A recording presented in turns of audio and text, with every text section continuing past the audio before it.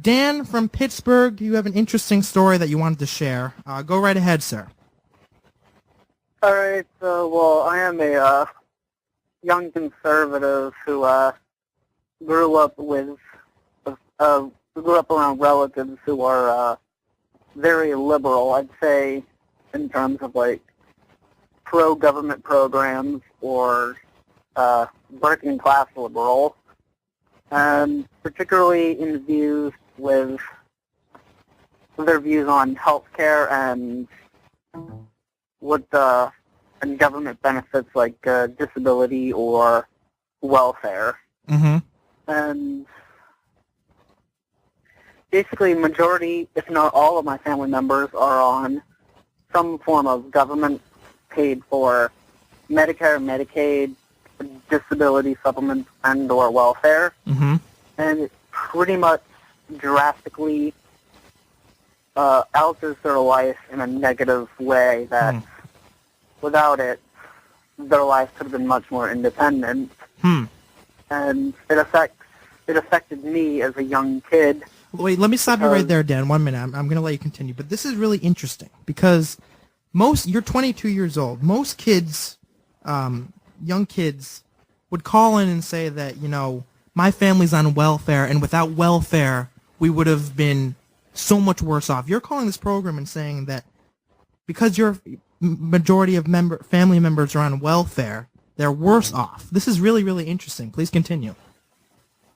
Yeah, in ways that they could have been worse off was it kind of eliminates their will to work and what would influence. Like if my father was on disability, his younger siblings would then try to do it. I think all of them have tried to, and I think 2 of them were successful in it, and my mother was eventually able to use disability as an excuse to not work, when in actuality, disability limits what you can do, but it doesn't eliminate altogether the fact that you can work.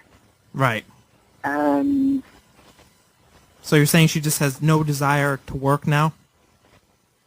Yeah, and what also is affected is the types of medical practices that take government insurance. Mm-hmm. I know I have an aunt who is, I believe this was quoted in 2009, she was on 34 different prescriptions, and doctors have said he can't work, and my family would look up to a doctor as if a doctor says they can't work, they think that is a valid enough excuse to then live off of disability. And another part of medical practice that affected me was, as a kid, I had suffered probably anxiety issues and low self-esteem, but that was because my former legal guardian would make fun of my eating habits or make me feel like I'm fat, and then I became addicted to exercise to reduce weight. But the anxiety then led to visiting a therapist, because it kind of affected how I could have done well in school. And one other thing, yeah, I was in on some kind of antidepressants when I knew throughout the entire time that no medication was doing the job, and the emotional abuse of being labeled as fat should have been stopped by the former legal guardian. And so then, like, the drug dependency and the government, I was also on, I believe since I was assigned these legal guardians through the foster care system, another government thing, and then Dan, can I ask you a question? Okay. You're describing to me pretty much a life that is surrounded in liberalism and big government ideals. You said your family is pretty much all liberal. They're all on welfare and everything like that. I just want to know, and I want you to tell my audience, how you turned out to be conservative with so much liberal influence in your life. I felt that the everything that was a part of me as a minor wasn't working, and I knew it. But when you're a minor, you can't do things like take yourself off the health insurance plan. I had to wait till I was 18 to even do that, or to take myself off any sort of medication. And I just felt like I knew I knew what the issue was. I needed to not be ridiculed for like being fat or on eating habits. I felt that all the government, the reason why I'm conservative is the government influence I knew was negatively affecting me. And my public high school was heavily involved in. There were also another big influence of how the superintendent he doesn't care what's going on as long as he gets paid. And I know that if the school has kids on these labeled disabilities like ADD or antidepressant, they get money. So then I felt like I was more of a product for the school to get more government money. And so the school wasn't going to back me up whenever, in terms of getting off of health care. They were also taking advantage of me. Dan, what's so remarkable about what you're telling me right now is the fact that 9 out of 10 students that at least have been in my life don't go the path that you go. In other words, they just kind of conform to whatever life throws at them. If they happen to be, on welfare or forced into welfare, or the government's taking care of them, they don't really care. They just go with it. You, on the other hand, saw it as a problem and carved your own path. Yeah, I can go on. No one from my high school anymore would admit to any of the problems. My former legal guardian also enrolled me into a federal job training program, again, government again, and I was, the thing with that is the federal job training program is a boarding school. That's how I moved to Pittsburgh. Mm-hmm. The only pro that ever did was get me away from the former legal guardian, but I had to then try to break away from the federal job training program. Right. And Dan, let me ask you one more question here.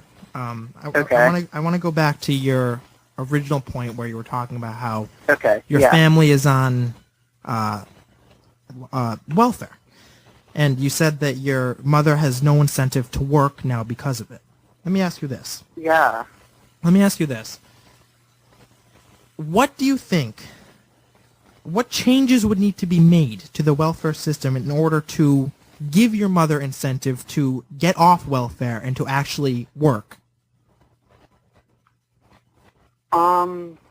Just literally cut the benefits off, and then if the decision is work or starve, and that would be for both of my parents, and they would then decide that they've been out of work since the year 2001.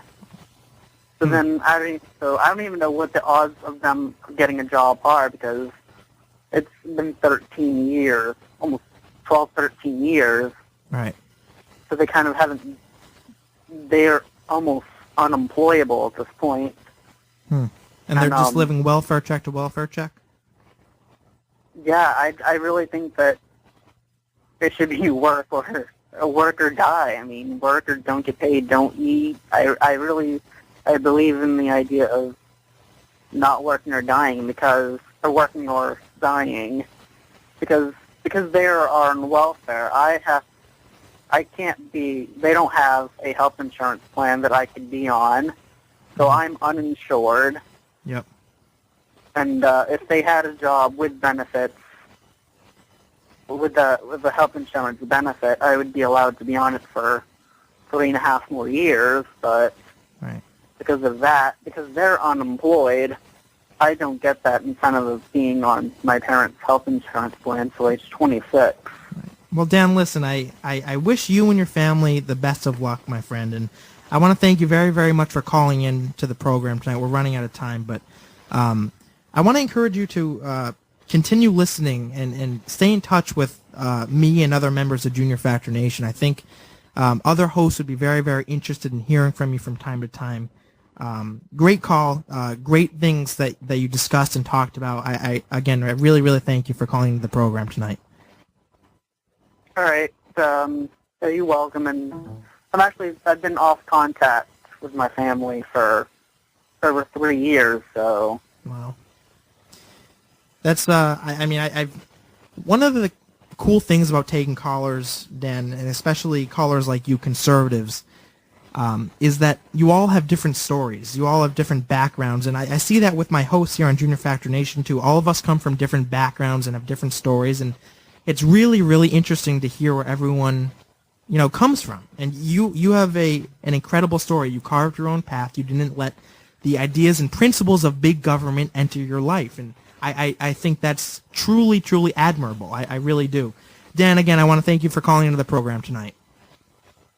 No problem. I would be glad to talk again. All right. I'll talk to you soon, my friend. Yep. All right. God bless. Factor Talk Radio.